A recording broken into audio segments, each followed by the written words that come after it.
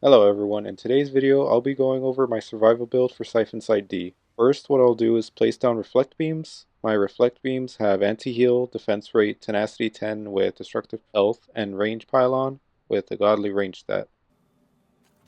The reflects are mostly here to counter the eddies since their snowball will freeze defenses it hits, so the reflects will prevent that from happening.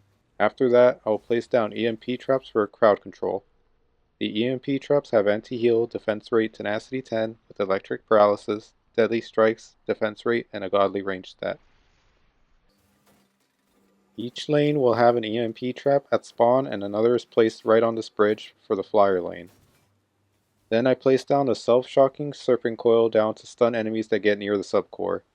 The Serpent coil has protective downgrade, storm, refund servo with water elemental, defense rate, and automation, and godly range stat. For the Serpent coils, they have an attack rate of 0.25 seconds, so that means they attack 4 times a second. So it will often be able to self-electrocute really consistently when paired with a water elemental. This helps a lot against the Kellian bosses since they will be respawning near the subcore. Now for the rest of the defenses, I have an all-for-one sentry turret with spinning up sentry rocket, and anti-melee controller diverse critical chance with defense crit damage godly.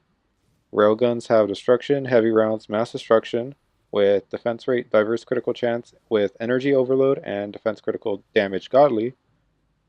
Spectral Knights have destruction, mass destruction, spectral amplification, with defense rate, diverse critical chance, anti-melee, with defense crit damage godly, and an all-for-one Earth Shatter with Earth Toss, destruction, anti-mini-boss, controller, diverse critical chance, with godly crit chance stat. When I build this setup, I start placing a railgun near this corner here, on top of the stairs, and make enough space for my all-for-one sentry turret, right in front.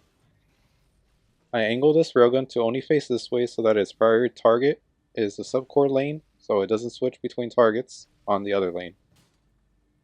For the sentry, I center it to make it face where the pipe is at that has water falling down from it, so it'll be able to protect both the main core and a little bit of the subcore lane. Next, I place 4 Spectral Knights next to the railgun, as I have 2 face the lanes in the back, while the other 2 are facing the subcore lane. Going back to the engineer, I place down another railgun here, making sure that the blue line on the left is aligned to the edge of the stairs, so that way it can cover 2 of the ground lanes plus air. I then place another one right next to it, and angle it to make sure the railgun mostly covers this lane as its priority. The final railgun I'm placing down will be right behind this valve so that it covers the bottom lane. After that, I switch back to my hunter and place down 2 more Spectral Knights, one facing these 2 lanes and the other primarily angled to face the subcore lane only. Once that is done, I go on my apprentice to place down my all-for-one Earth Shatter and place it behind the railgun on the valve to cover both these 2 ground lanes. The Earth Shatter's left blue line will be aligned against the wall. Once that's done, I place down a Werewolf blockade that has range, destructive pylon, with Werewolf general, defense rate, harden, protective downgrade, and defense resist godly. This is mostly just used to triple buff my defenses with the 3 shards I have on. You will want to leave some room in the middle to make sure that an initiate can place down your talisman buff to hit all the defenses.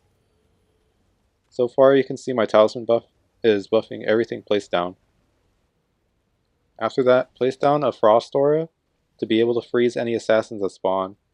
You mostly just need Rate and Lingering Frostfire, but I have Tenacity, Destruction, and Vampiric Empowerment for the time being. The only things left to cover defense-wise are the Boost Aura and the Buff Beam, which my ult was set down. For the Boost Aura, it has all-for-one Destruction, Mass Destruction, with crit damage, diverse power, and diverse crit damage, and a godly crit damage stat. The Buff Beam has Destruction, Mass Destruction, and Diffusion with crit damage, diverse power, diverse crit damage with a crit damage godly stat. I place down my Boost Star near the Werewolf for the pylon buffs, and the Buff Beam I start off placing a node by the 4 Spectral Knights and place down the middle one on the corner here, and then place the final node down by the last 2 Knights. The buffs will be able to hit all of the main damage dealing defenses for this setup. Before the wave starts, any mana you have left I recommend to put into the Spectral Knights first, especially the ones facing the subcore lane. Priority for the upgrades should be the Spectral Knights and the Railguns. Afterwards, Boost Star and Buff Beam, and then the other two all-for-one defenses. For this setup, the main buffer should be the Initiate, since one of the Initiate's buff bonus is 20% increased defense range, and that is important for the railguns since heavy rounds cuts the range in half, so having the Initiate buff will allow the railguns to reach into the lanes. My ult will be sitting up here on the Countess as my second buffer in this setup. This setup will perform a lot better with more upgrades and having an additional buffer, which would be the Lavamancer. Having all three buffers in this setup can reach into the wave 200s. Some tips I have for this map would be if you have the 2 Arms mod for your buffers, try to use them at the start of the round since the chieftains always spawn at the start of the round. And having the 2 Arms flags down will help the Spectral Knights and Railguns to kill them much faster and potentially kill them without them activating their ability, so they won't be able to reach and destroy the subcore. This also helps to deal with the Skellions that spawn at the start of the wave, so the defenses can refocus on the spawns of the enemies again. For siege rollers, I recommend whoever builds the defenses should be the one that focuses on killing the siege rollers, since siege rollers only attack a person if they or their own defenses attack them, which can also include pet attacks. This way, the roller has a less likely chance to destroy the defenses if the person they are targeting is not near the defenses. Anyways, that will be all for this video. Take care.